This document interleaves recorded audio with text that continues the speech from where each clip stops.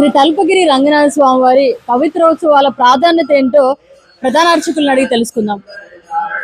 స్వామి, ఇక్కడ చూస్తుంటే పూలు, పండ్లు, తేనె, పాలు, పెరుగు అన్నిటితో కూడా అగ్నికి సమర్పిస్తూ మీరు కార్యక్రమాలన్నీ చేస్తున్నారు. దీని ప్రాముఖ్యత ఏంటి? ఈ పవిత్రోత్సవం అనేటువంటిది ఒక్కోసారి సింహమాసం, భాద్రపద రెండు కూడా కలిసి వచ్చేటువంటి మాసం కూడా ఉంటుంది.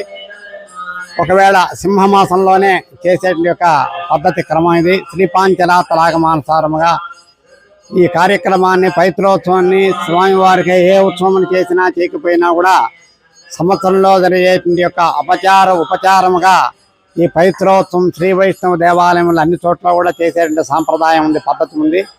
కాబట్టి ఆ క్రమంలోనే అనాదిగా ఇక్కడ వచ్చేటువంటి యొక్క ఈ పవిత్రోత్సవ మహోత్సవము, ఈ మహోత్సవం సప్తాహ్నికం 7 రోజులుగా కార్యక్రమం నిర్వహిస్తారు.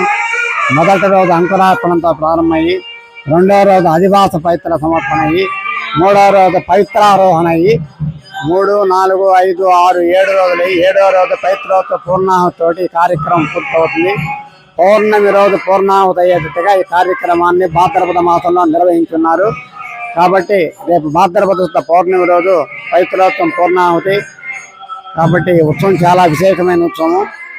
స్వామివారికి ఈ పట్టుతోటి సమర్పించిన పవిత్రములన్నీ కూడా ఏ విధంగా ఆరాధన క్రమం చేస్తామో స్వామికి ఆ విధమైన ఆరాధన క్రమంలో స్వామివారికి పవిత్రములంతా కూడా సమర్పణ చేస్తారు.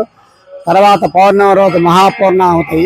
పూర్ణాహుతి అయిన తర్వాత పవిత్ర అవరోహణ అయిన తర్వాత స్వామికి అభిషేకం అయిన తర్వాత లోపల స్వామివారు చేసి మహాకుంభ ప్రోక్షణ జరుగుతుంది. ఇంత మటుకు ఈ పవిత్రోత్సవం యొక్క విశిష్టత విశేషము.